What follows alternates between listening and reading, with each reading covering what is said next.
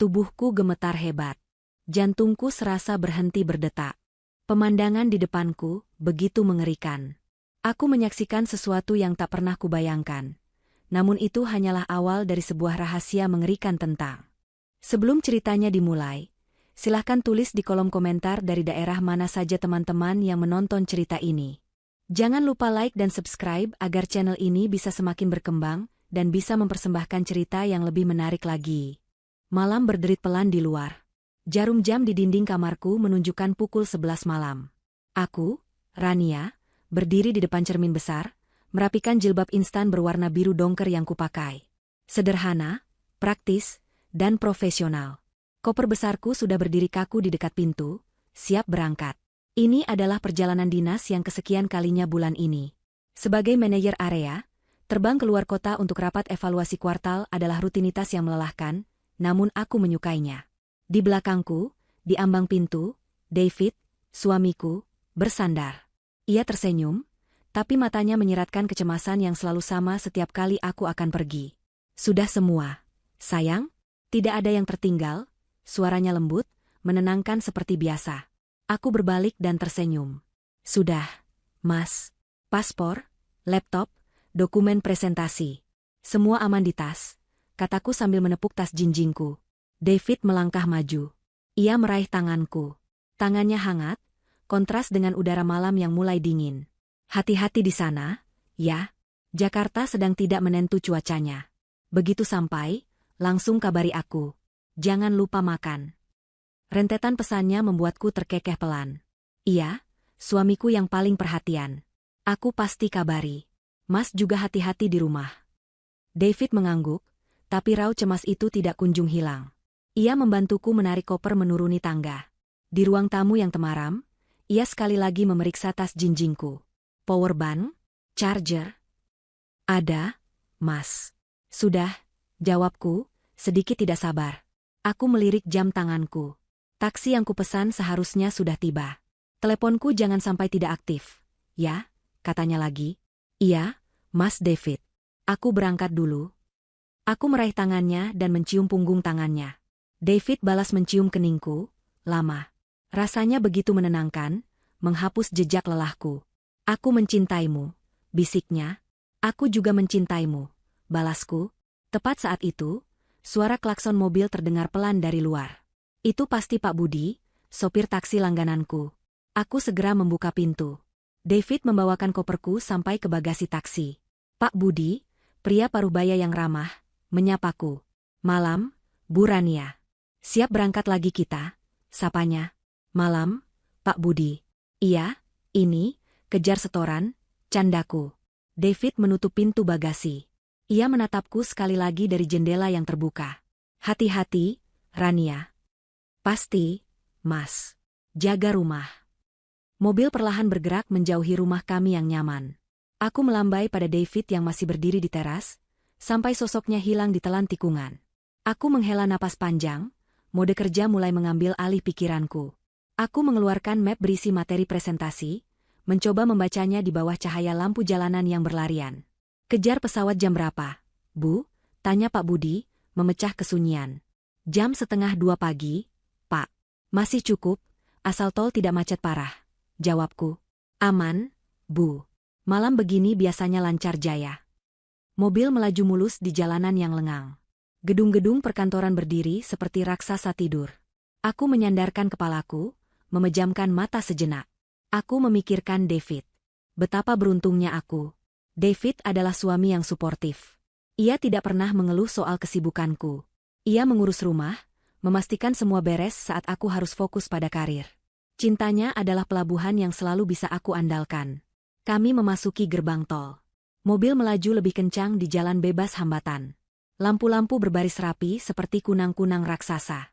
Aku memutuskan untuk memeriksa email sekali lagi di ponsel, memastikan boarding pass elektronikku sudah siap. Aku merogoh tas jinjingku. Aku mengaduk-aduk isinya. Map, laptop, dompet kecil berisi kosmetik, charger, powerbank. Tapi, di mana? Jantungku mulai berdebar sedikit lebih cepat. Aku merogoh lebih dalam.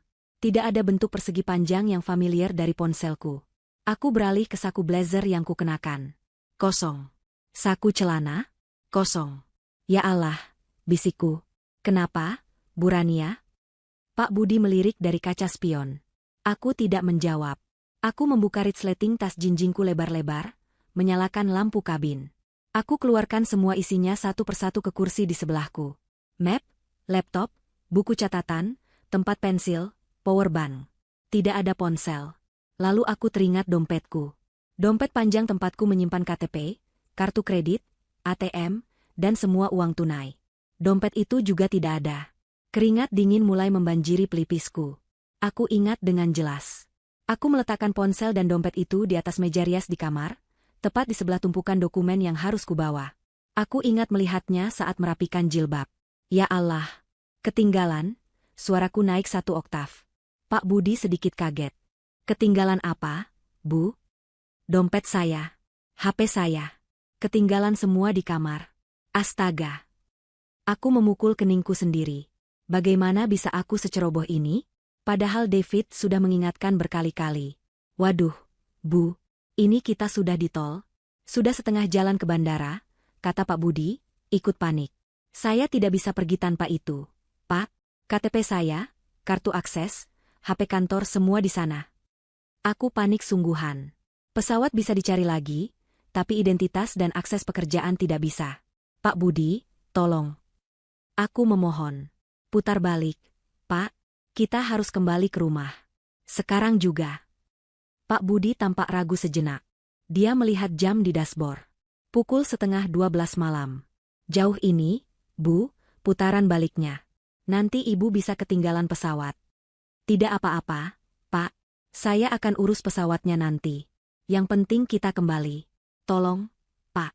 Cepat, desakku, suaraku nyaris bergetar. Pak Budi tidak membantah lagi. Baik, Bu. Baik. Ibu pegangan. Saya cari putaran balik terdekat. Mobil pun melambat, mengambil lajur kiri, bersiap keluar di pintu tol berikutnya untuk berputar arah. Jantungku berdebar kencang, bukan lagi karena presentasi, tapi karena campuran antara jengkel pada diri sendiri dan rasa panik yang menusuk. Aku hanya berharap David belum tidur. Aku tidak membawa kunci cadangan. Aku harus menggedor pintu dan membangunkannya. Ya Tuhan, betapa merepotkannya aku malam ini. Perjalanan kembali ke rumah terasa 100 kali lebih lama daripada perjalanan berangkat tadi. Jalanan yang tadinya lengang kini terasa menyiksa. Setiap lampu merah terasa seperti 1 jam. Pak Budi mengemudikan mobilnya dengan cepat namun hati-hati, memahami kedaruratanku. Aku duduk tegang di kursi belakang, jemariku saling meremas. Pikiranku kacau. Aku membayangkan wajah kecewa David karena harus bangun dari tidurnya. Aku membayangkan rumitnya mengatur ulang jadwal penerbangan dan pertemuan di Jakarta. 45 menit kemudian, mobil taksi akhirnya berhenti tepat di depan gerbang rumahku. Pukul 12:30 malam. Saya tunggu di sini, Bu, tanya Pak Budi. Tidak usah, Pak. Terima kasih banyak. Ini ongkosnya, ambil saja kembaliannya, kataku sambil menyodorkan beberapa lembar uang ratusan ribu dari saku darurat di dalam tas laptopku. Aku tidak punya waktu untuk menunggu kembalian. Baik, Bu. Semoga tidak ketinggalan pesawatnya, katanya tulus. Aku melompat keluar dari taksi, berlari kecil menuju gerbang. Aneh. Gerbangnya tidak terkunci. Hanya tertutup rapat, tapi tidak digembok seperti biasanya. David tidak pernah lupa mengunci gerbang. Mungkin dia lupa karena mengantarku tadi, pikirku mencoba positif. Aku mendorong gerbang besi itu. Suaranya berderit pelan, memecah keheningan malam. Aku berlari menyusuri jalan setapak kecil menuju pintu utama. Dan disinilah keanehan kedua kutemukan. Pintu depannya sedikit terbuka. Hanya satu celah kecil, tapi cukup untuk membuat bulu kuduku berdiri. Rumah kami gelap gulita. Mas David, panggilku pelan, suaraku tertahan di tenggorokan. Tidak ada jawaban. Rasa jengkel karena ketinggalan dompet kini berganti menjadi firasat buruk. Kenapa pintu tidak dikunci? Kenapa rumah gelap sekali? David pasti tahu aku akan menelepon atau menggedor jika ada apa-apa. Aku mendorong pintu kayu itu pelan. Engselnya tak bersuara. Udara di dalam rumah terasa dingin dan pengap. Aku melangkah masuk, kakiku mendarat di lantai marmer yang dingin. Mas, kamu di mana? Hening. Hanya suara detak jam dinding di ruang tamu. Aku meraba-raba dinding mencari saklar lampu. Tanganku gemetar. Tapi sebelum aku menemukannya, mataku menangkap sesuatu. Di ujung koridor, di depan ruang kerja pribadi David, ada seberkas cahaya tipis yang merembes dari bawah pintu. Ruang kerja David. Itu adalah area terlarangnya. Selama 5 tahun pernikahan kami, aku mungkin hanya masuk ruangan itu kurang dari 10 kali. David selalu bilang pekerjaannya sensitif. Banyak dokumen klien penting, dan dia tidak mau aku pusing melihatnya berantakan. Aku menghargai privasinya. Tapi malam ini, cahaya itu adalah satu-satunya tanda kehidupan di rumah yang mati suri ini. Rasa takut mulai menjalari punggungku. Apakah ada perampok? Apakah David baik-baik saja? Aku berjalan pelan, tanpa suara. Jantungku serasa ingin melompat dari dada. Setiap langkah terasa berat. Aku tiba di depan pintu ruang kerja. Pintu itu sedikit terbuka, menjelaskan sumber cahaya tadi. Aku mendengar suara. Bukan suara David, tapi suara bisikan. Ada lebih dari satu orang di dalam. Aku menelan ludah, mencoba mengumpulkan keberanian. Aku harus tahu apa yang terjadi. Aku harus memastikan suamiku aman. Dengan satu tarikan napas dalam, aku mendorong pintu itu hingga terbuka lebar. Pemandangan di depanku membuat darahku serasa berhenti mengalir. Waktu seakan berhenti. Ruangan itu tidak berantakan. Justru sangat rapi, kecuali di bagian tengahnya. David ada di sana. Dia tidak terluka. Dia berdiri tegap, membelakangiku. Di depannya, duduk di kursi kerja David yang mahal, adalah seorang pria tua yang tidak kukenali. Pria tua itu tampak ketakutan. Wajahnya pucat pasi, dan dia terikat di kursi. Mulutnya disumpal kain. Di sebelah David, berdiri seorang wanita. Wanita yang sangat cantik, berpakaian serba hitam yang ketat, dengan rambut pirang tergerai.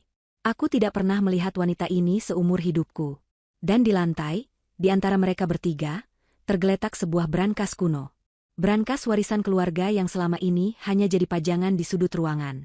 Brankas itu terbuka paksa. Tutupnya yang tebal tergeletak miring. Di tangan David, tergenggam sebuah linggis kecil. Napasku tercekat. Aku tidak bisa bersuara. Aku tidak bisa bergerak. Ini pemandangan yang salah. Ini mimpi buruk. Wanita pirang itu yang pertama kali menyadari kehadiranku. Matanya menyipit tajam. David, desisnya. David tidak langsung berbalik. Bahunya menegang. Dia menghela napas panjang, napas yang terdengar seperti kekecewaan yang mendalam. Lalu, perlahan, dia menoleh ke arahku. Wajahnya. Ya Tuhan, wajahnya. Itu bukan wajah David yang kukenal. Bukan wajah suami penuh kasih yang mencium keningku 1 jam lalu. Tidak ada cinta, tidak ada kehangatan. Yang ada hanya tatapan dingin, mata yang tajam, dan ekspresi datar yang mengerikan. Dia tidak terkejut melihatku. Dia tidak panik. Dia hanya jengkel. Tubuhku mulai gemetar hebat. Dari ujung kaki hingga ujung kepala. Aku ingin lari, tapi kakiku seperti terpaku di lantai. David menatapku lurus-lurus. Tatapannya menembus jiwaku. Lalu dia berbicara. Suaranya tenang, dingin, dan menusuk. Seharusnya kamu sudah di pesawat, Rania. Kalimat David menggantung di udara yang dingin. Seharusnya kamu sudah di pesawat, Rania. Itu bukan pertanyaan. Itu adalah pernyataan. Pernyataan dingin yang menusukku lebih tajam dari pisau. Getaran di tubuhku semakin menjadi. Aku menatap pria yang tidur di sebelahku selama 5 tahun. Pria yang membuatkanku teh jahe saat aku lembur. Pria yang membetulkan jilbabku jika miring. Ini bukan dia. Mas. Mas David. Ini apa? Suaraku keluar seperti bisikan parau. Mataku beralih ke pria tua yang terikat. Siapa dia? Kenapa? Kenapa dia diikat? Wanita pirang itu tertawa. Suara tawanya kering dan mengejek. Dia masih memanggilmu, Mas David. Manis sekali. David tidak menoleh pada wanita itu. Matanya tetap terkunci padaku. Dia menghela napas, seolah aku adalah gangguan terbesar dalam hidupnya. Dia meletakkan linggis kecil itu di atas meja dengan bunyi dentang yang pelan namun memekakan telinga. Rania, katanya, menggelengkan kepala pelan. Kamu selalu ceroboh. Tapi aku tidak menyangka kecerobohanmu bisa separah ini. Dia melangkah maju. Aku refleks melangkah mundur, menabrak kusen pintu. Jangan sentuh aku, teriakku. Sentuh kamu? David tertawa, tapi tawa itu tidak sampai ke matanya. Aku sudah menyentuhmu selama 5 tahun, sayang. Itu semua bagian dari pertunjukan. Pertunjukan. Kata itu menghantamku. Apa maksudmu? Mas. Aku mencoba lagi, suaraku kini bergetar karena amarah dan ketakutan. Jelaskan padaku apa yang terjadi. Siapa wanita ini? Kenapa bapak ini diikat? Kamu merampok brankas keluargamu sendiri? Keluargaku? David mendengus. Ini bukan keluargaku. Ini keluargamu, Rania. Harta karun kecilmu yang bahkan tidak kamu ketahui. Wanita pirang itu, Vera, melangkah ke sisi David. Dia melingkarkan lengannya di pinggang suamiku. Suamiku. Dan David tidak menolaknya. Dia membiarkan wanita itu bersandar mesra padanya, tepat di depanku. Di depan pria tua yang terikat itu. Sudahlah, David. Habisi saja dia, kata Vera, suaranya manja namun penuh racun. Dia sudah melihat kita. Dia akan jadi masalah. Jantungku berhenti berdetak. Habisi aku? Sabar, Vera, kata David. Kita masih harus memikirkan ini. Kepulangannya merusak rencana. Rencana apa? Tanyaku, air mata mulai menggenang. Mas, aku tidak mengerti. Rencana apa? Perjalanan dinas ini? Tentu saja perjalanan dinasmu, bentak David. Suaranya berubah keras, kasar. Aku belum pernah mendengarnya membentakku seperti itu. Aku yang mengaturnya. Aku butuh kamu pergi 3 hari. Aku butuh rumah ini kosong. Aku butuh waktu untuk membawa Pak Karta ke sini dan membuka benda sialan ini. Dia menendang brankas yang terbuka di lantai. Pak Karta. Jadi itu nama pria tua itu. Kenapa kamu melakukan ini, Isaku? Uang? Kamu butuh uang? Kamu bisa minta padaku, Mas? Kenapa harus begini? Vera tertawa lagi, lebih keras. Minta padamu? Rania sayang, uang gajimu itu tidak ada artinya dibandingkan ini. Suamimu ini sedang mengambil apa yang seharusnya jadi miliknya. David. Vera menepuk pipi David pelan. Jelaskan pada istri kecilmu yang bodoh ini. Atau biar aku saja. David menepis tangan Vera. Diam, Vera. Dia menatapku lagi. Tatapan dinginnya membedahku. Aku lelah berpura-pura, Rania. 5 tahun. 5 tahun aku harus berpura-pura menjadi suami yang baik. Menjadi pria suportif yang mengagumi wanita karir sepertimu. Dia maju selangkah. Aku terdiam. Terlalu syok untuk bergerak. Aku harus mendengarkan keluhanmu soal klien. Aku harus memijat kakimu saat kamu lelah. Aku harus memuji masakanmu yang biasa saja. Aku harus menahan diri setiap kali kamu membicarakan betapa jujurnya dirimu. Jujur tapi bodoh. Setiap katanya adalah tamparan. Semua itu bohong, Rania. Bohong? Aku tidak pernah mencintaimu. Jika dia menusukku dengan linggis tadi, rasanya tidak akan sesakit ini. Aku terisak. Seluruh duniaku runtuh dalam hitungan detik. Pernikahan ini, cinta ini, semua palsu. Lalu kenapa? Kenapa menikahiku? Kenapa? David tersenyum sinis. Karena kamu adalah kuncinya. Kamu adalah keturunan langsung terakhir dari keluarga terkutuk itu. Aku menikahimu untuk ini. Dia menunjuk brankas di lantai. Aku menikahimu demi harta warisan keluargamu. Aku menggelengkan kepala. Tidak. Ini tidak nyata. Ini mimpi buruk. Aku akan bangun di taksi, tertidur dalam perjalanan ke bandara. David, hentikan, kataku, suaraku nyaris hilang. Ini tidak lucu. Apa aku terlihat sedang bercanda? Tiba-tiba, Vera bergerak cepat. Dia menerjangku. Aku terpekik kaget. Dia lebih kuat dariku. Dia mencengkeram lenganku dan membantingku ke lantai. Jilbabku tertarik ke belakang, memperlihatkan sebagian leherku. Rasanya sakit dan terhina. Vera, hati-hati, teriak David. Tapi suaranya bukan cemas padaku. Kita mungkin masih membutuhkannya. Dia melihat kita, desis Vera. Tangannya menekan leherku. Aku meronta, mencoba bernapas. Kita ambil apa yang kita bisa, lalu kita pergi. Tidak. David menarik Vera menjauh dariku. Kita tidak akan pergi sebelum mendapatkan semuanya. Dia sudah di sini, itu artinya takdir mempercepat rencana kita. Aku terbatuk-batuk di lantai, memegangi leherku. Air mata mengaburkan pandanganku. Bawa dia ke gudang, perintah David pada Vera. Apa? Bersama kakek itu? Tidak. Kakek itu biarkan di sini. Aku belum selesai dengannya. David menatap Pak Karta dengan kebencian yang dalam. Bawa Rania ke gudang bawah tanah. Ikat dia. Pastikan dia tidak bisa kabur. Vera tersenyum jahat. Dengan senang hati. Dia menarikku berdiri dengan kasar. Dia lebih tinggi dan lebih kuat. Aku mencoba melawan, tapi tenagaku hilang setelah mendengar pengakuan David. Dia menyeretku keluar dari ruang kerja, menyusuri koridor gelap. Aku melihat David kembali menghadap Pak Karta, mengambil sesuatu dari laci meja. Mas. David. Tolong jangan lakukan ini. Aku memekik. David menoleh sekali lagi. Wajahnya tanpa ekspresi. Namaku bukan David. Dan cintamu adalah kebodohan terbesarmu, Rania. Vera membawaku ke pintu di bawah tangga. Gudang bawah tanah. Tempat kami menyimpan barang-barang lama. Dia mendorongku menuruni tangga kayu yang sempit dan gelap. Udara di bawah pengap dan berbau debu. Dia mengikat tanganku di belakang tubuhku ke sebuah tiang penyangga yang kokoh. Dia mengikatnya begitu kencang hingga pergelangan tanganku terasa perih.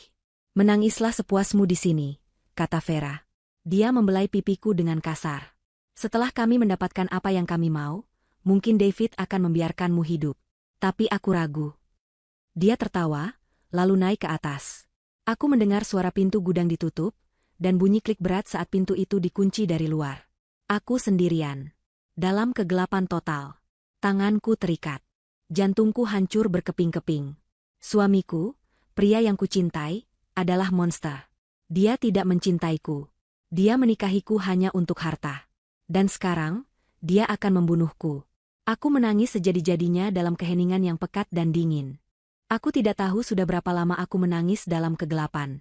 Mungkin 1 jam. Mungkin hanya beberapa menit.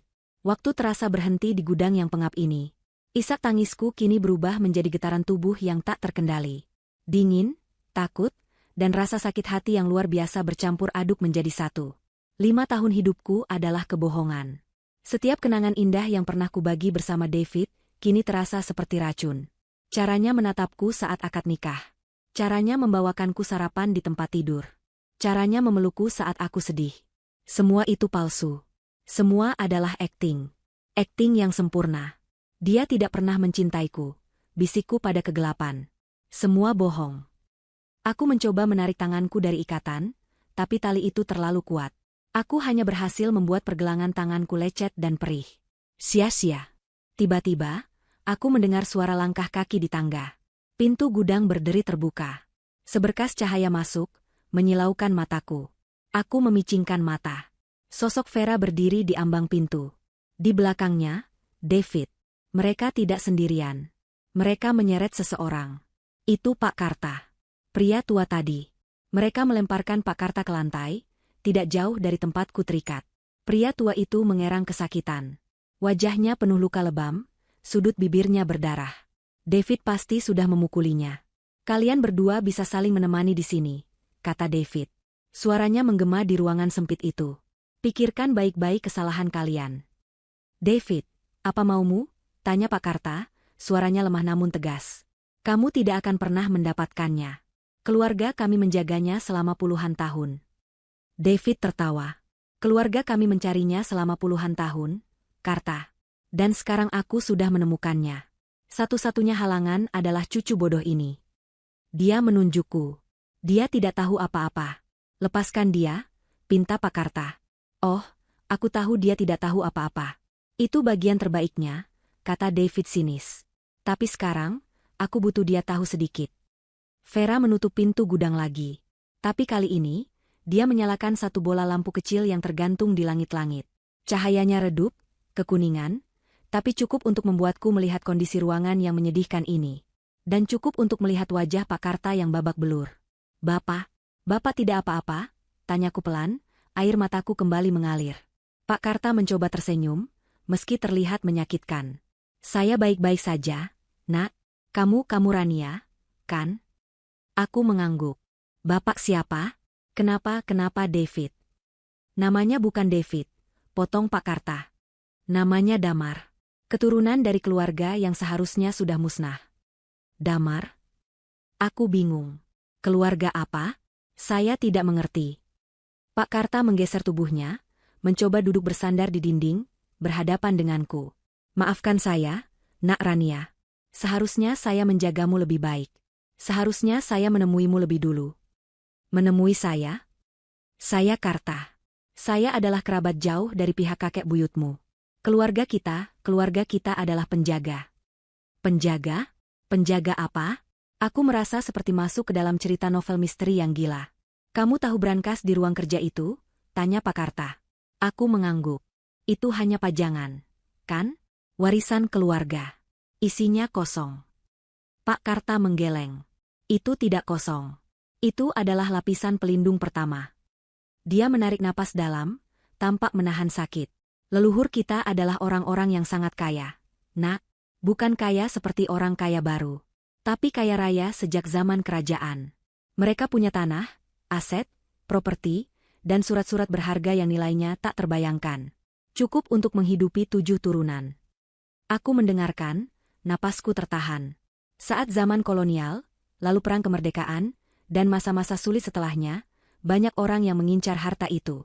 Musuh-musuh keluarga kita, dan juga penguasa. Jadi, leluhur kita memutuskan untuk menyembunyikannya. Bukan menyembunyikan emas atau permatanya. Emas bisa dirampok. Tapi mereka menyembunyikan bukti kepemilikannya. Dokumen, bisikku. Benar. Pak Karta mengangguk. Akta tanah asli. Surat obligasi. Bukti kepemilikan saham di perusahaan-perusahaan tua. Semua disembunyikan. Diamankan agar tidak bisa dirampas. Mereka menciptakan sistem yang rumit untuk melindunginya, sampai suatu saat keturunan yang sah bisa mengklaimnya kembali saat situasi sudah aman. Aku teringat David tidak. Damar berkata aku adalah keturunan langsung terakhir. Dan Damar. Lanjut Pak Karta, dia adalah keturunan dari keluarga yang dulu berseteru hebat dengan leluhur kita. Keluarga mereka bangkrut karena kalah bersaing bisnis. Mereka bersumpah akan merebut semua milik keluarga kita. Selama beberapa generasi, mereka mencari harta itu. Dan sekarang, dia menemukanmu. Dia memburuku. Dia memburumu, Rania. Dia merencanakan ini bertahun-tahun. Dia mempelajari silsilahmu. Dia menemukanmu, wanita karir sukses yang tidak peduli pada sejarah keluarga. Target yang sempurna. Dia menikahimu, masuk rumahmu, tinggal bersama brankas itu, menunggu saat yang tepat. Rasa mual menghantamku. Jadi, perkenalan kami yang tidak disengaja, di kafe 5,5 tahun lalu semua itu rencana? Lalu apa yang dia dapat? Tanyaku. Dia sudah membuka brankasnya. Apa dia sudah mengambil dokumennya? Disinilah Pak Karta tersenyum tipis, meski bibirnya berdarah. Itulah masalahnya, nak, dia tidak bisa. Aku mengerutkan kening.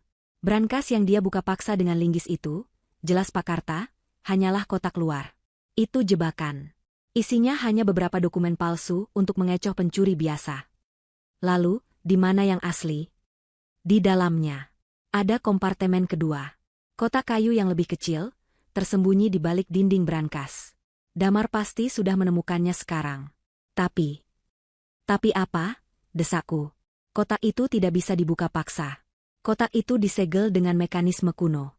Mekanisme yang hanya bisa dibuka oleh 2 hal. Darah keturunan langsung, dan... Pak Karta menatapku lekat. Dan sebuah melodi. Lagu pengantar tidur yang hanya diwariskan dari ibu ke anak perempuan di garis keturunan kita. Aku membeku. Lagu pengantar tidur. Aku ingat. Nenekku sering menyanyikannya untukku. Ibuku juga. Lagu sederhana tanpa lirik. Hanya senandung dengan pola nada yang unik. Aku masih mengingatnya dengan jelas.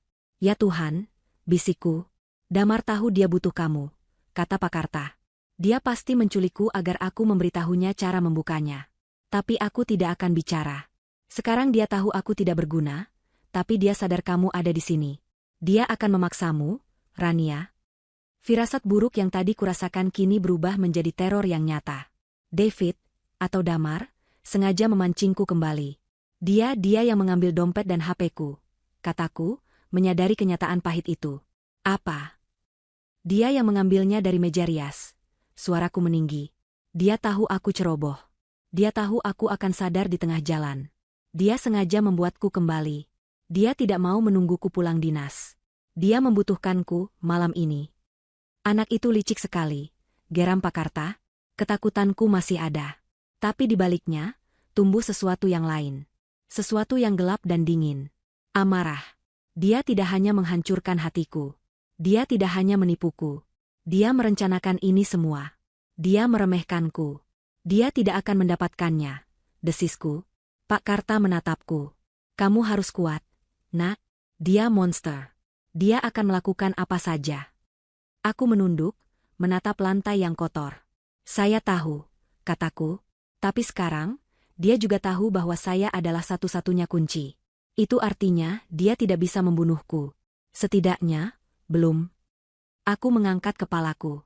Air mataku sudah kering. Yang tersisa hanyalah tekad yang dingin. Dan jika aku adalah kuncinya, aku tidak akan membiarkan dia membuka pintu itu. Keheningan di gudang bawah tanah itu pekat, nyaris bisa kurasakan. Satu-satunya suara adalah napas Pak Karta yang berat dan terengah, diselingi erangan pelan setiap kali dia mencoba menggeser tubuhnya. Aku menatapnya dalam cahaya kuning yang redup. Wajahnya yang babak belur memancarkan ketabahan yang aneh, seolah dia sudah mengantisipasi hal ini seumur hidupnya.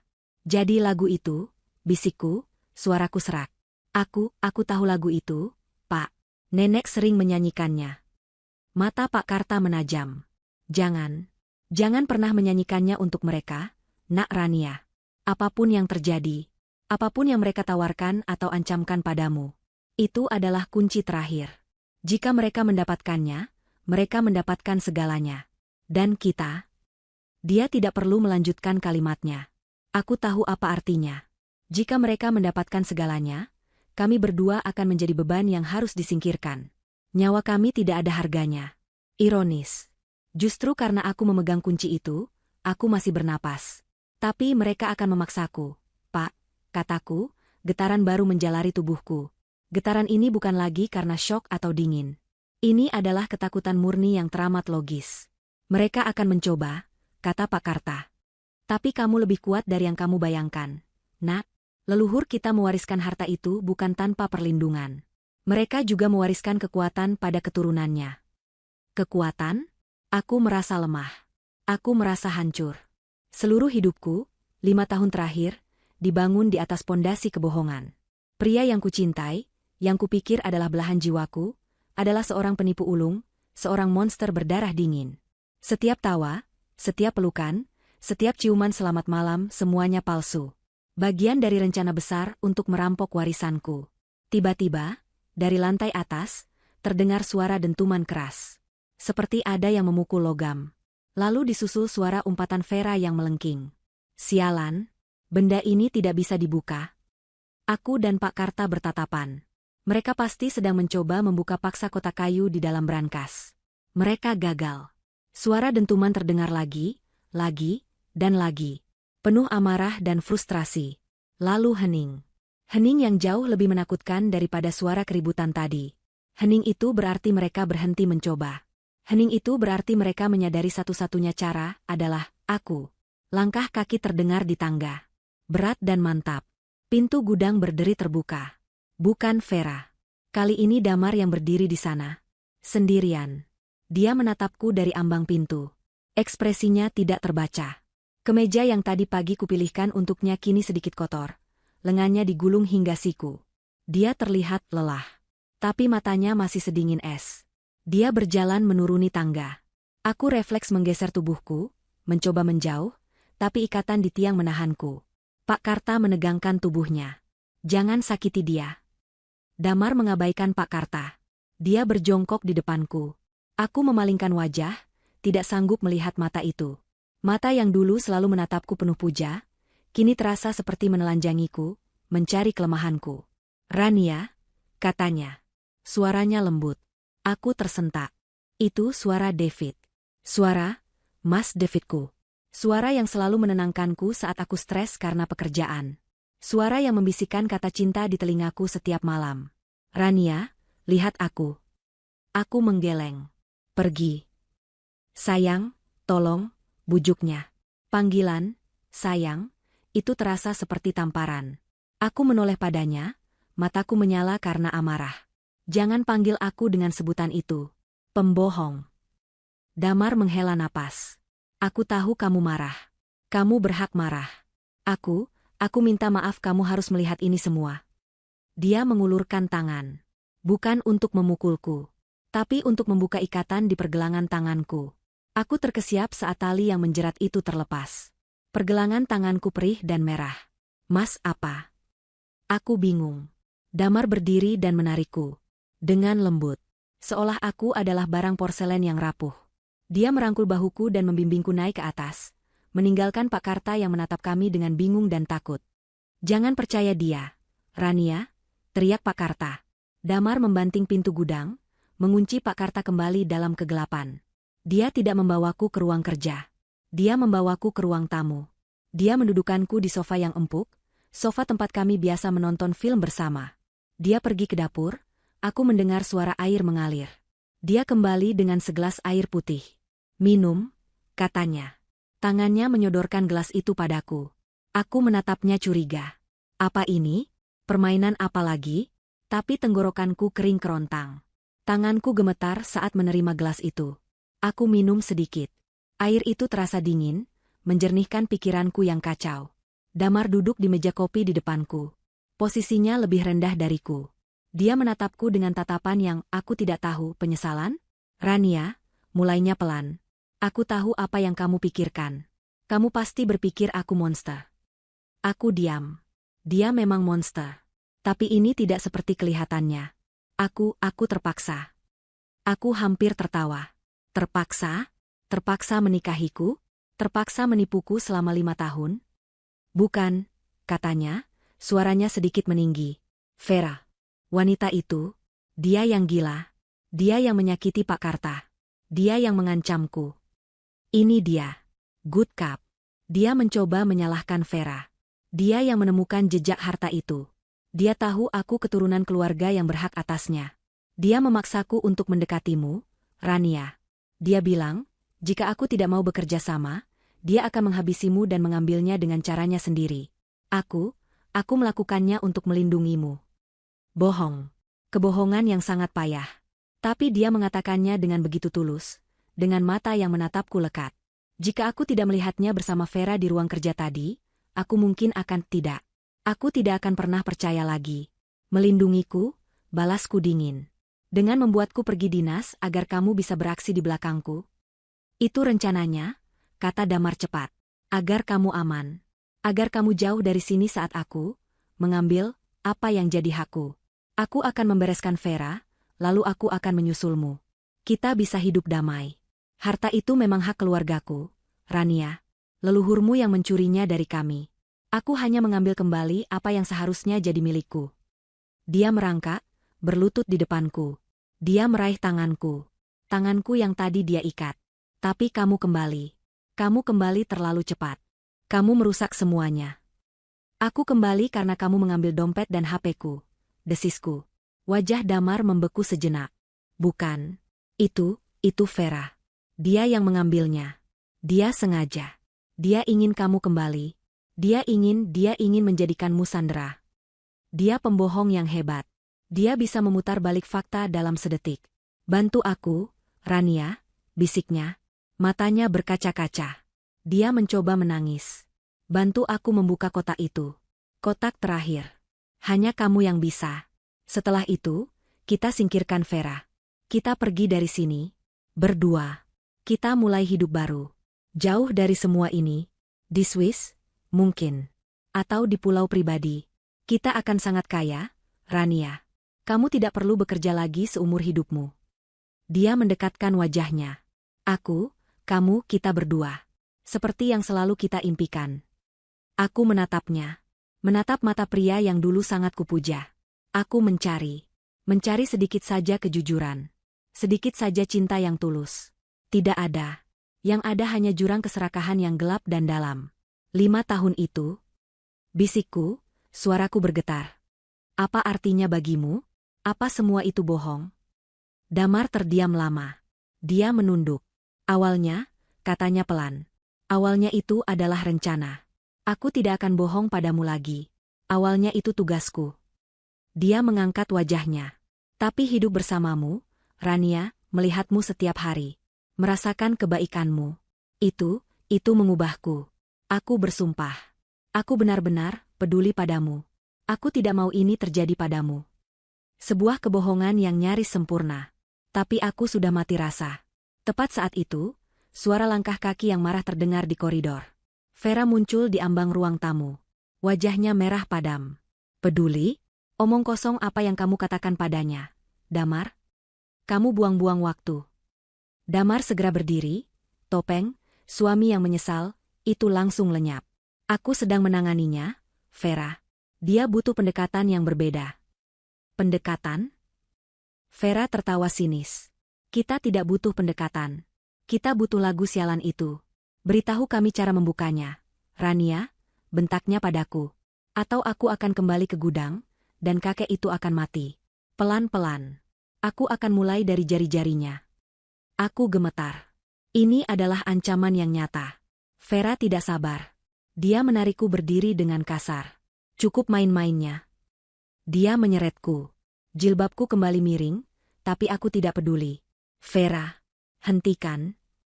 Damar mencoba menghentikannya, tapi Vera sudah gila.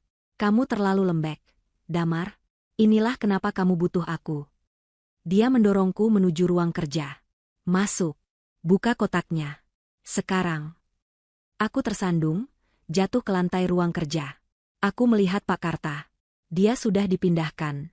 Dia sekarang terikat di kursi kerja David, di depan brankas yang menganga. Wajahnya semakin pucat. Vera mencengkeram jilbabku, memaksaku berdiri. Buka. Pikiranku berputar cepat. Aku harus mengulur waktu. Aku butuh sesuatu. Sesuatu untuk melawan. Aku teringat. Dompetku. Ponselku. Damar bilang Vera yang mengambilnya. Tapi dia berbohong. Aku menatap Damar, yang berdiri di pintu, menatapku dengan ekspresi dingin yang kembali lagi. Permainan, Good Cup, sudah berakhir. Kamu bohong, kataku pada Damar. Vera mengangkat tangannya, siap menamparku. Bukan dia, kataku cepat, menunjuk Vera. Kamu yang mengambil dompet dan HP-ku. Vera berhenti. Dia menatap Damar. Apa maksudnya? Aku menatap lurus ke mata Damar. Kamu sengaja membuatku kembali. Kamu tidak pernah berniat membiarkanku pergi. Damar terdiam. Lalu, perlahan, senyum tersungging di bibirnya. Bukan senyum hangat David, tapi senyum sinis dan dingin dari Damar. Topengnya terlepas sepenuhnya. Pintar, katanya. Kamu akhirnya menggunakan otakmu. Dia merogoh saku celananya. Dia melemparkan dompetku dan ponselku ke atas meja. Benda-benda itu mendarat dengan bunyi debam yang memuakan. Ya, aku yang mengambilnya.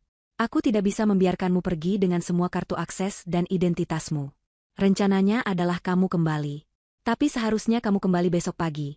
Setelah aku meneleponmu, pura-pura panik karena rumah dirampok, dan aku diserang. Aku akan jadi korban, dan kamu akan jadi istri yang berduka yang membantuku membuka warisan keluarga. Dia mendekat, wajahnya kini penuh kebencian. Tapi kamu, dengan kecerobohanmu yang biasa, kembali terlalu cepat dan merusak skenario indahku. Dia mencengkeram daguku dengan kasar. Sekarang, Rania, pertunjukan sudah selesai. Buka kotaknya. Atau aku bersumpah, Pak Karta akan jadi mayat pertama malam ini.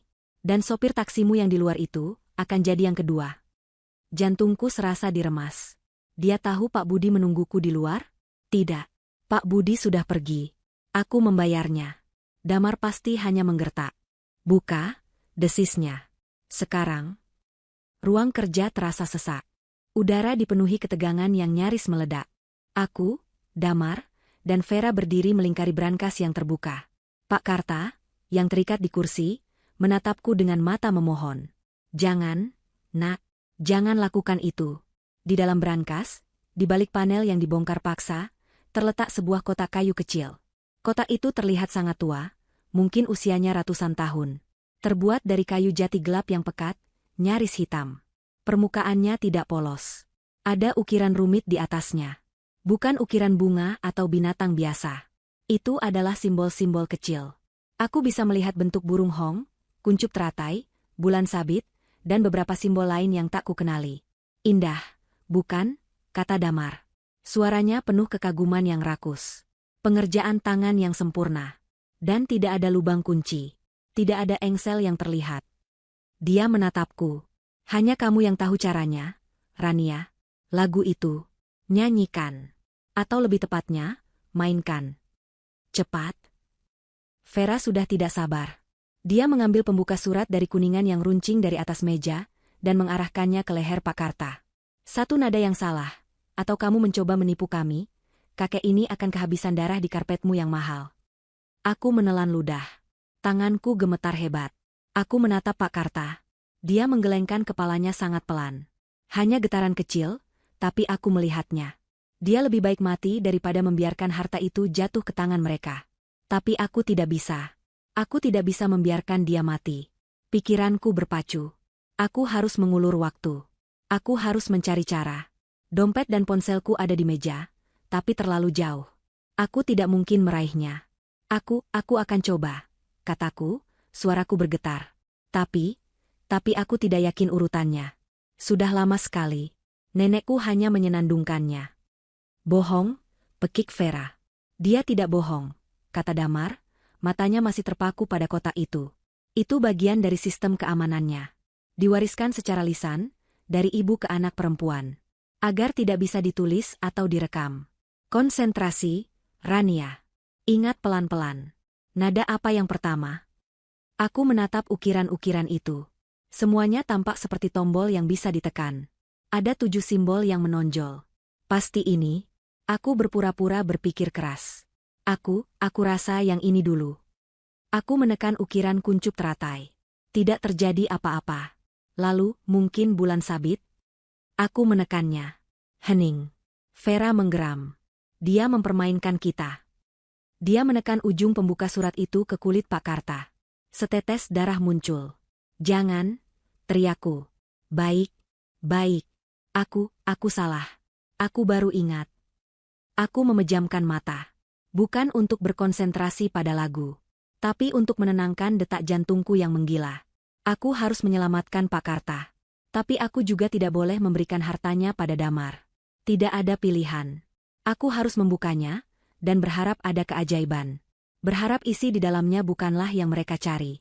Aku menarik napas panjang. Aku memanggil melodi itu dari sudut terjauh ingatanku. Mi, sol, la, sol, mi, du, re, 7 nada. Nada pertama, mi. Aku menekan ukiran burung hong. Nada kedua, sol. Aku menekan ukiran daun. Nada ketiga, la. Ukiran bulan sabit. Nada keempat, sol. Ukiran daun lagi. Nada kelima, mi. Burung hong lagi. Nada keenam, du. Kuncup teratai.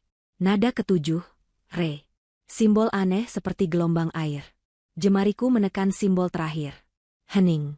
Selama 1 detik yang terasa abadi, tidak terjadi apa-apa. Wajah Vera menegang, siap menusuk.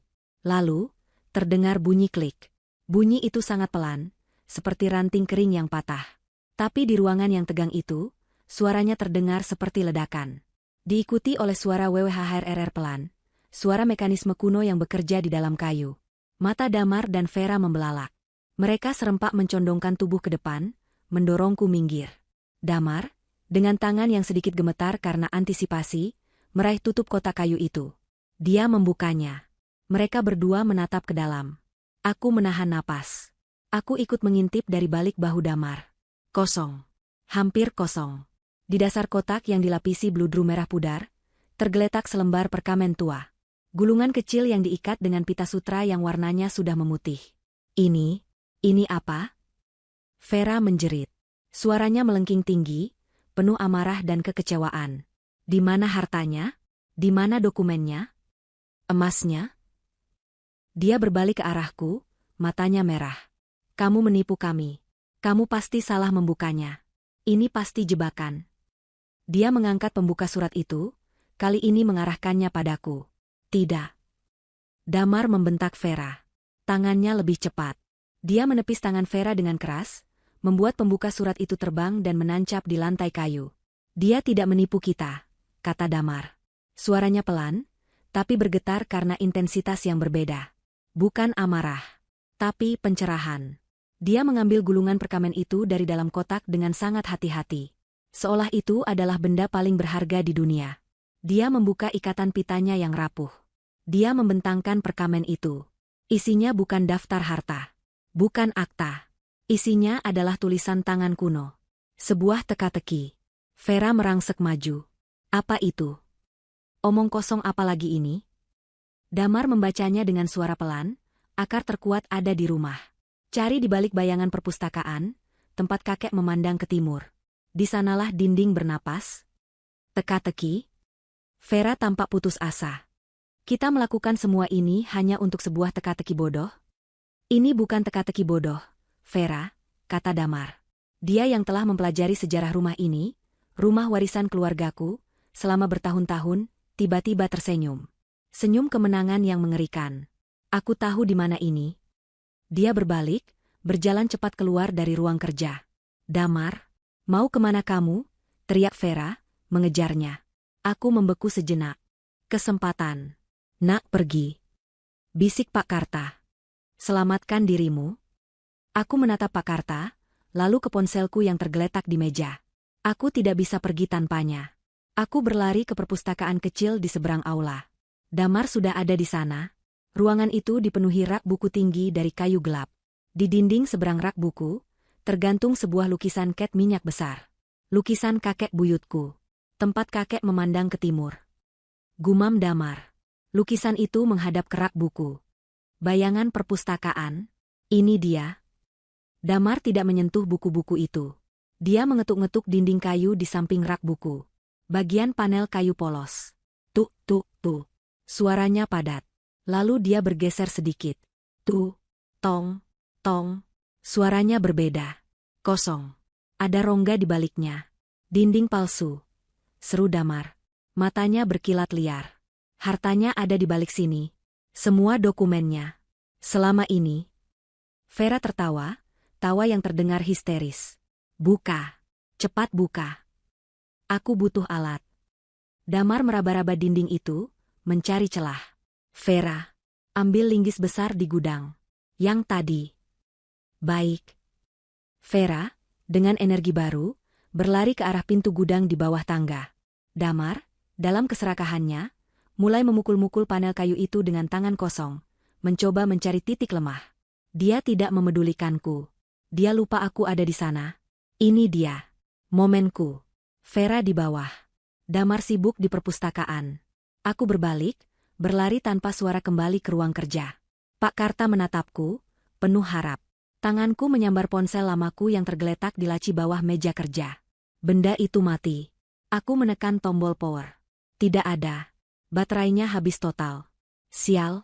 Lalu aku melihat ponsel baruku, yang dilempar Damar ke atas meja. Aku meraihnya.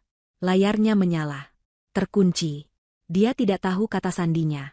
Tapi aku tidak perlu membukanya. Panggilan darurat. Tanganku gemetar hebat. 110, aku menekan tombol panggil.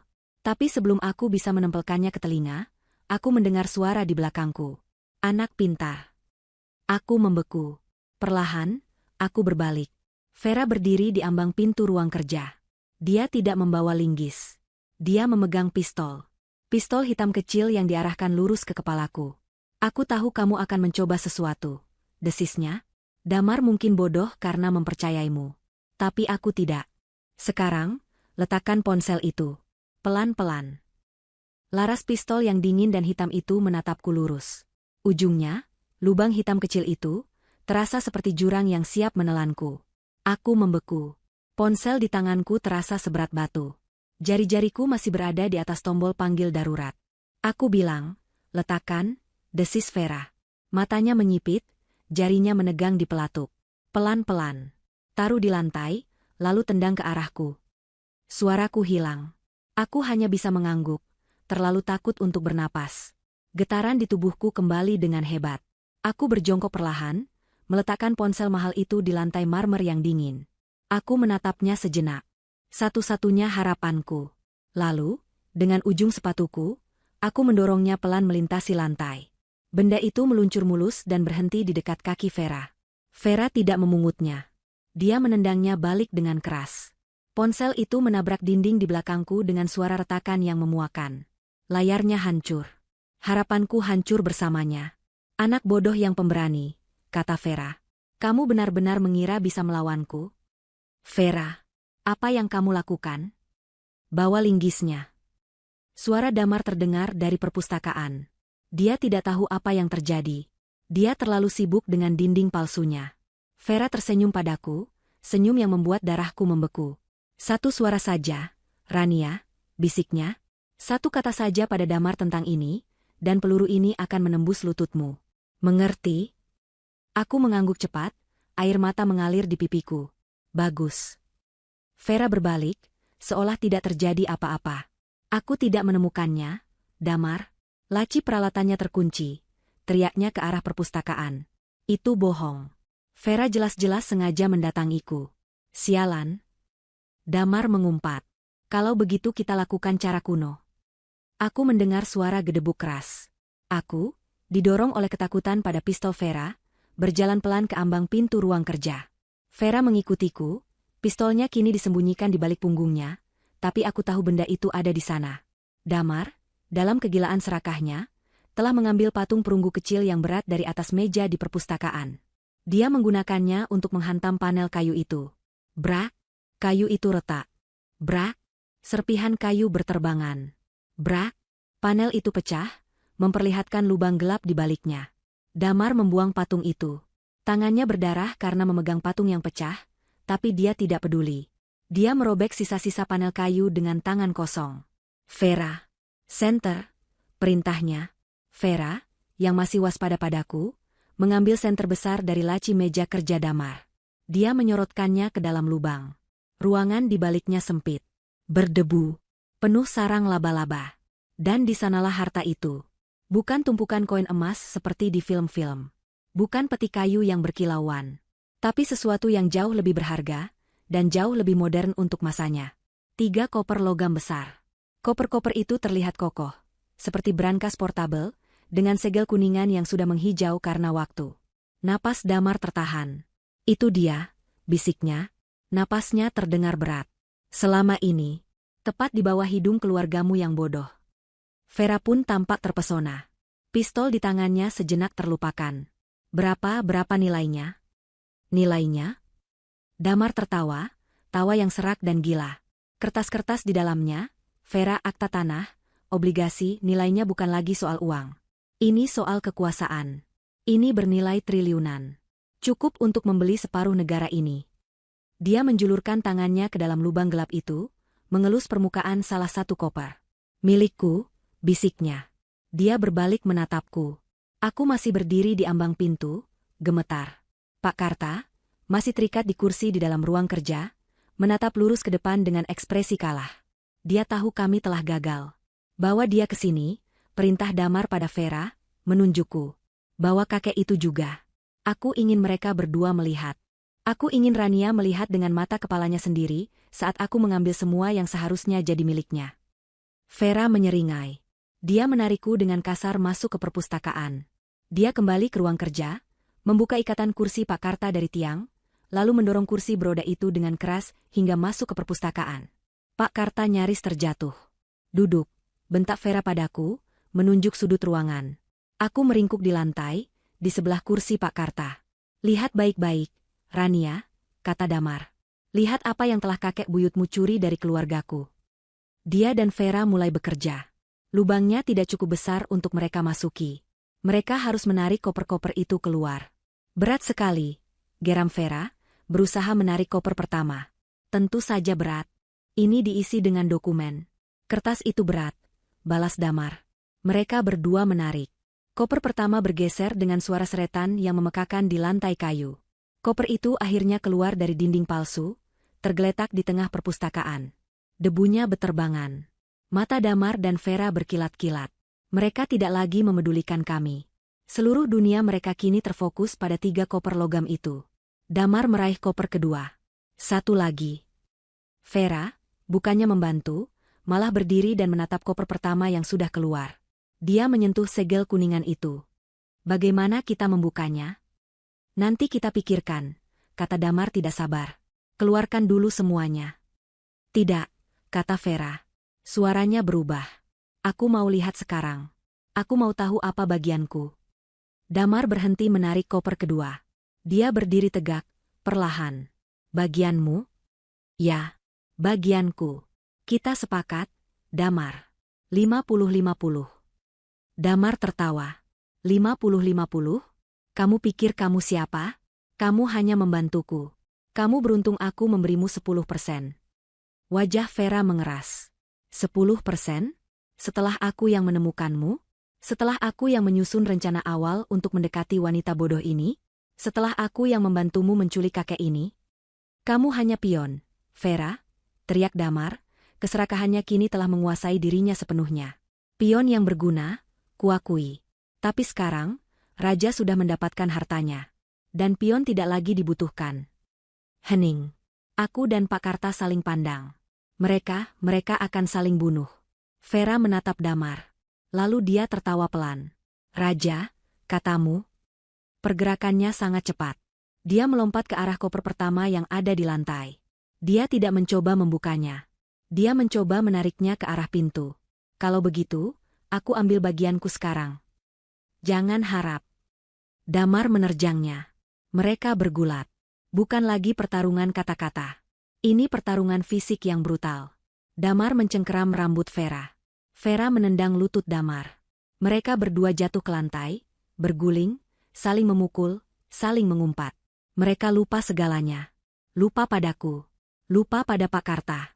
Lupa pada pistol yang mungkin masih dipegang Vera. Mata mereka hanya tertuju pada satu hal, koper-koper logam berisi harta yang tak terbayangkan itu. Aliansi mereka, yang dibangun di atas kebohongan dan keserakahan, kini hancur berkeping-keping oleh keserakahan itu sendiri. Dan di tengah kekacauan itu, di sudut ruangan, aku melihatnya. Sebuah peluang. Perpustakaan kecil itu telah berubah menjadi arena pertarungan. Damar dan Vera berguling di lantai, di antara rak-rak buku dan koper logam pertama yang berhasil mereka keluarkan. Suara tubuh yang beradu, erangan kesakitan, dan umpatan kotor memenuhi ruangan. Mereka berdua dibutakan oleh keserakahan. Damar lebih kuat, tapi Vera lebih licik dan ganas. Dia mencakar, menggigit, melakukan apa saja untuk mendapatkan keuntungan. Kamu pikir kamu bisa menipuku, bajingan? Jerit Vera, kukunya menggores pipi Damar. Kamu yang menipuku dari awal, jalang, balas Damar, sikunya menghantam perut Vera. Aku meringkuk di sudut, menahan napas. Di sebelahku, Pak Karta duduk tegang di kursinya. Dia menatapku. Matanya tidak lagi menunjukkan kekalahan. Ada secercah harapan di sana. Dia mengangguk pelan ke arah pintu. Pergi, nak, pergi. Aku tahu aku tidak bisa pergi begitu saja. Aku butuh bantuan. Ponselku sudah hancur. Tapi, tunggu dulu. Aku teringat sesuatu. Sesuatu yang kulihat saat Damar melemparkan dompet dan ponselku ke atas meja di ruang kerja. Ponselku memang hancur. Tapi ada satu benda lagi di meja itu. Benda yang sudah ada di sana sejak awal. Telepon rumah. Telepon nirkabel yang terpasang di stasiun pengisian dayanya. Benda yang hampir tidak pernah kami gunakan, tapi selalu terhubung. Ini adalah kesempatanku. Mungkin satu-satunya dan terakhir. Pertarungan di lantai semakin brutal. Damar berhasil mengunci Vera, tapi Vera meraih sebuah buku tebal dari rak terendah dan menghantamkannya ke kepala Damar. Damar terhuyung, memberi Vera kesempatan untuk melepaskan diri. Mereka kini terengah-engah, saling menatap buas dari dua sisi koper. Mereka benar-benar lupa bahwa ada dua saksi di ruangan itu. Sekarang, aku menatap Pak Karta. Pak, alihkan perhatian mereka. Bisikku, nyaris tak terdengar. Pak Karta mengerti. Dia mengambil napas dalam-dalam, lalu tiba-tiba dia mengerang dengan suara yang sangat keras. Argag, jantung-jantung saya. Dia memegangi dadanya, tubuhnya kejang-kejang di kursi. Akting yang luar biasa. Damar dan Vera menoleh serempak. Diam kau, tua bangka, teriak Vera. Mungkin dia benar-benar sekarat, kata Damar, napasnya tersengal. Dia masih menatap Vera, waspada. Bagus, biarkan dia mati. Itu mengurangi satu masalah, balas Vera. Tapi gangguan itu cukup. 2 detik. Itu saja yang kubutuhkan. Saat perhatian mereka terbagi antara pertarungan mereka dan Pak Karta, aku bergerak. Aku tidak berdiri. Aku merangkak. Cepat dan tanpa suara. Seperti bayangan.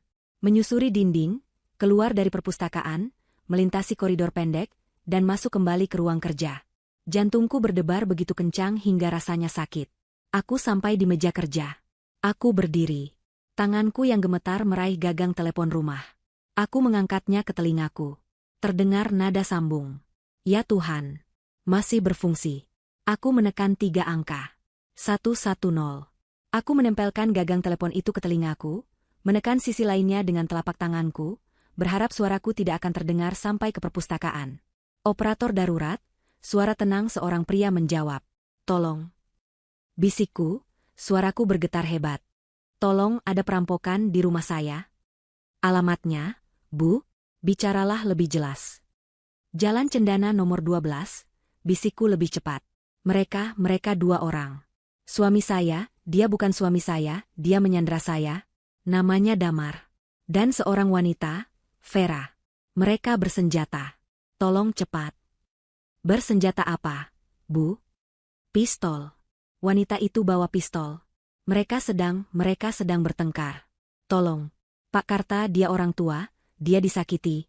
Tolong. Baik, Bu. Tenang. Kami kirimkan patroli terdekat ke Jalan Cendana 12. Tetap di telepon jika Anda bisa. Aku tidak bisa. Sebelum aku bisa menjawab, sebuah bayangan jatuh di ambang pintu ruang kerja. Aku membeku. Gagang telepon masih menempel di telingaku. Mataku bertemu dengan mata si pendatang baru. Itu Vera. Dia tidak terlihat terkejut. Dia tidak berteriak. Dia berdiri di sana, terengah-engah, dengan rambut pirangnya yang acak-acakan dan goresan darah di pipinya. Dia mendengarkan akhir panggilanku. Aku menutup telepon, meletakkannya perlahan. Ini adalah akhir bagiku. Dia akan menembakku sekarang. Tapi Vera tidak mengangkat pistolnya, yang entah bagaimana masih terselip di pinggangnya. Dia menatapku. Menatap telepon. Lalu kembali menatapku. Kemudian, hal yang paling tidak terduga terjadi. Vera tersenyum. Senyum yang dingin, licik, dan penuh perhitungan. Polisi, bisiknya.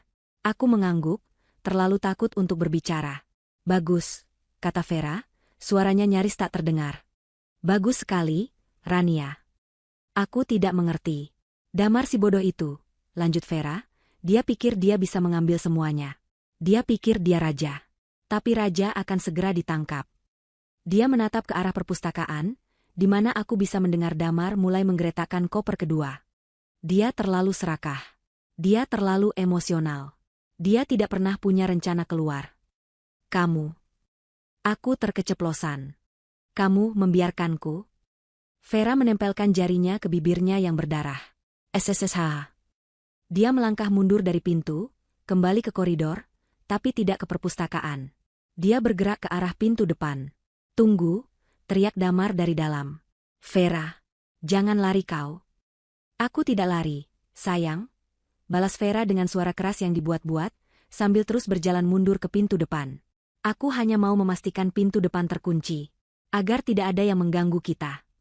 Dia menatapku sekali lagi dari ujung koridor. 5 menit, bisiknya padaku. Polisi akan tiba dalam 5 menit. Pastikan kamu dan kakek itu selamat. Lalu, dia berbalik dan menghilang ke arah pintu depan. Aku tidak mendengar suara pintu dibuka. Apa rencananya? Aku kembali ke ruang kerja, bersembunyi di balik meja. Bingung. Polisi sedang dalam perjalanan. Tapi Vera, si pembunuh berdarah dingin, baru saja membantuku. Tiba-tiba aku sadar. Dia tidak membantuku. Dia membantu dirinya sendiri. Dia akan membiarkan Damar ditangkap bersama semua barang bukti. Sementara itu, dia akan kabur. Mungkin lewat pintu belakang. Dia akan mengambil apa yang bisa dia bawa. Mungkin uang tunai, perhiasan, apa saja yang mudah dibawa, dan menghilang sementara Damar menanggung semuanya. Dia mengorbankan Damar untuk menyelamatkan dirinya sendiri. Aku mendengar Damar menggeram frustrasi di perpustakaan. Vera, sialan kau. Dia pasti sadar Vera telah kabur. Dia sendirian sekarang. Dengan harta karunnya. Dan dia tidak tahu bahwa dalam hitungan menit, polisi akan mengepung rumah ini. Permainan belum selesai. Tapi pion-pionnya telah berpindah tempat. Aku bersembunyi di balik meja kerja, tubuhku gemetar tak terkendali. Gagang telepon masih di tanganku, aku membantingnya kembali ke tempatnya. Jantungku serasa meledak di dalam dada. Polisi sedang dalam perjalanan. 5 menit. Mungkin kurang. Vera tahu. Dan dia kabur. Dia mengkhianati Damar sama seperti Damar mengkhianatiku. Lingkaran setan keserakahan. Dari perpustakaan, aku mendengar suara Damar yang frustrasi. Dia pasti sudah menyadari kepergian Vera. Aku mendengar suara geraman rendah, seperti binatang buas yang terluka. Vera, sialan kau. Lalu aku mendengar suara seretan yang berat. Dia tidak menyerah. Dia masih berusaha mengeluarkan koper-koper itu sendirian. Aku mendengar napasnya yang terengah-engah, diselingi umpatan dan erangan karena usaha keras. Dia gila. Dia dibutakan oleh harta karun itu, tidak menyadari apa yang akan terjadi. Aku menoleh ke arah Pak Karta. Dia masih di ruang kerja, masih terikat di kursi. Dia meringkuk kesakitan setelah aktingnya tadi. Aku harus membantunya. Tapi aku tidak berani bergerak. Langkah kaki Damar. Dia keluar dari perpustakaan. Aku menahan napas, menekan tubuhku lebih dalam ke balik meja kayu yang kokoh. Aku memejamkan mata, berdoa agar dia tidak melihatku. Dia berhenti di ambang pintu ruang kerja. Aku bisa merasakan tatapannya menyapu ruangan. Dia mencari Vera? Atau dia mencariku? Rania?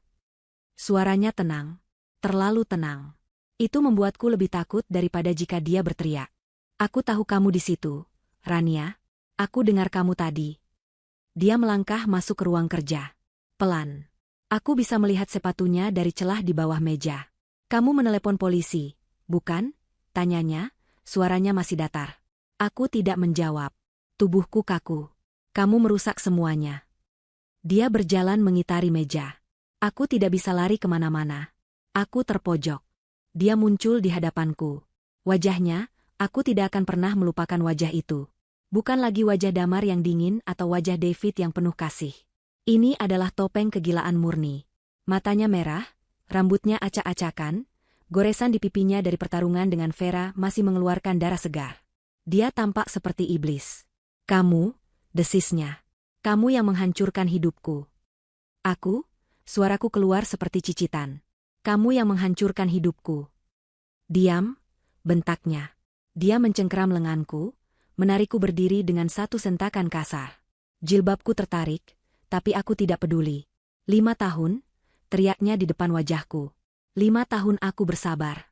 Aku menahan jijik setiap kali menyentuhmu. Aku berpura-pura. Dan saat aku akhirnya mendapatkan hakku, kamu, tikus kecil, memanggil polisi.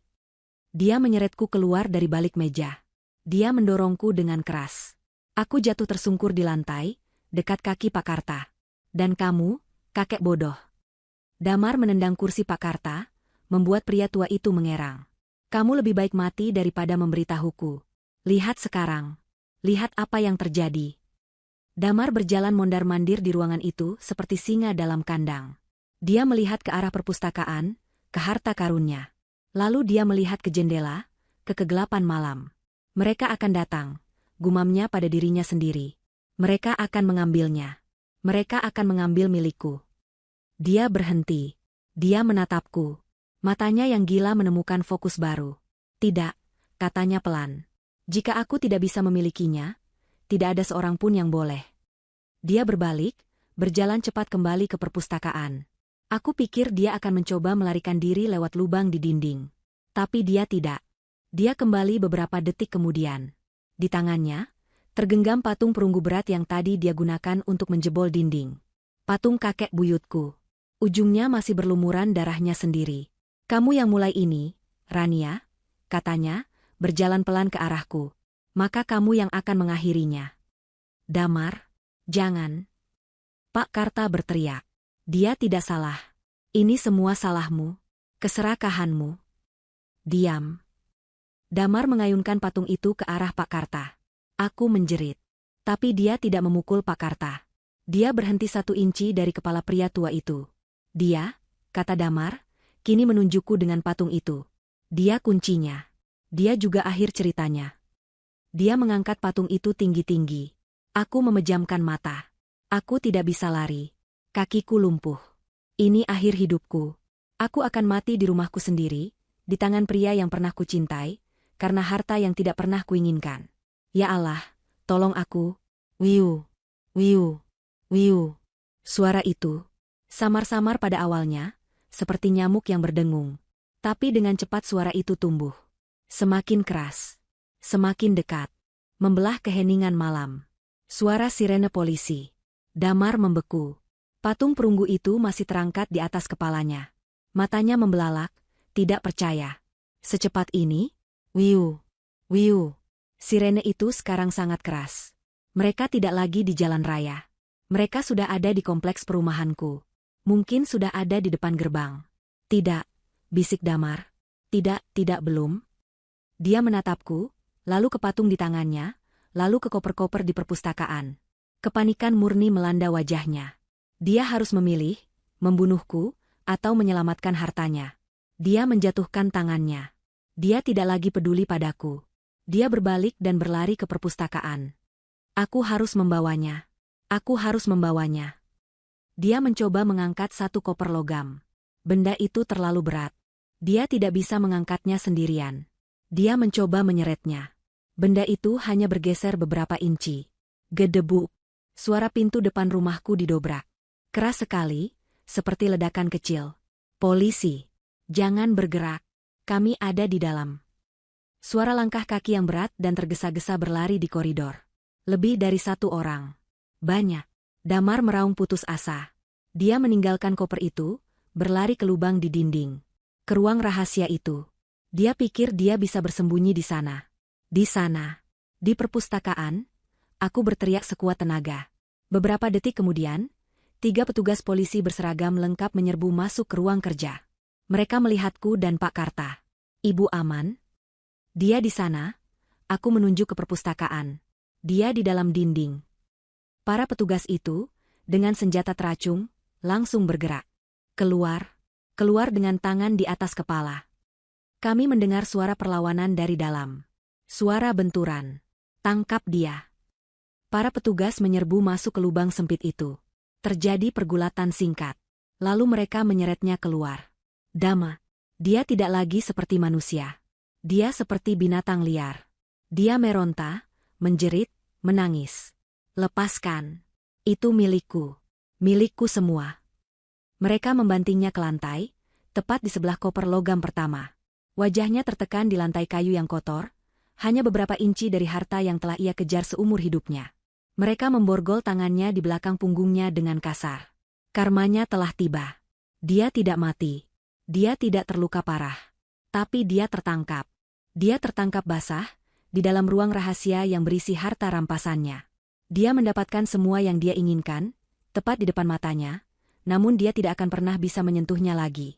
Seorang petugas medis masuk, langsung memeriksa Pak Karta.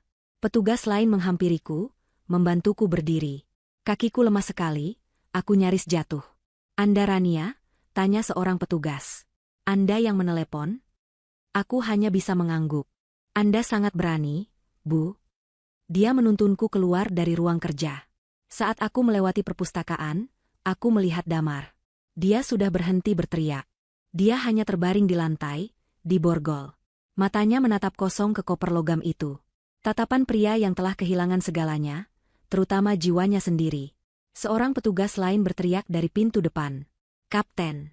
Pintu belakang terbuka. Ada jejak kaki basah. Tersangka wanita itu, Vera, sepertinya berhasil kabur. Aku mendengarnya, tapi aku tidak peduli. Itu urusan polisi. Monster utamaku, pria yang menghancurkan hatiku, sudah tertangkap. Aku berjalan melewati puing-puing pintu depanku, ke udara malam yang dingin. Aku menghirupnya dalam-dalam. Rasanya seperti napas pertama dalam hidupku.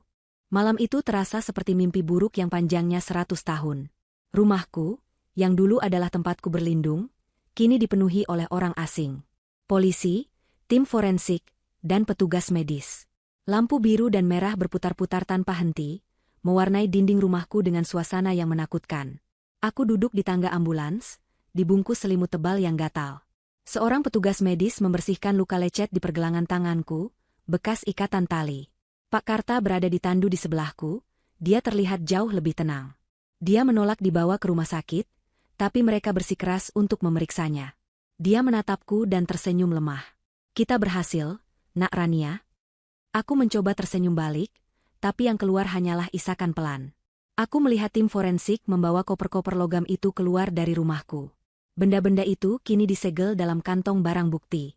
Harta karun yang telah menyebabkan begitu banyak penderitaan. Saat mereka membawa Damar keluar dengan tangan terborgol, dia tidak menatapku. Matanya hanya mengikuti koper-koper itu sampai benda-benda itu dimasukkan ke dalam mobil polisi. Waktu berlalu dalam kabut. Berhari-hari, lalu berminggu-minggu. Rumah itu dijual. Aku tidak sanggup lagi menginjakkan kaki di dalamnya. Setiap sudutnya mengingatkanku pada kebohongan. Aku pindah ke apartemen kecil yang aman, sementara Pak Karta, setelah pulih, tinggal bersama kerabatnya yang lain. Dia berjanji akan terus mendampingiku. Kasus ini menjadi berita besar. Penipuan harta karun, begitu judul di koran-koran. Aku harus memberikan kesaksian. Aku duduk di ruang sidang yang dingin, menceritakan kembali malam mengerikan itu. Menceritakan 5 tahun kebohonganku. Damar, atau siapapun nama aslinya, duduk di kursi terdakwa. Dia terlihat kurus, pucat, dan kosong. Dia tidak lagi memiliki pesona David atau keganasan Damar. Dia hanyalah seorang pria hampa. Pengacara menjelaskan segalanya. Harta itu nyata.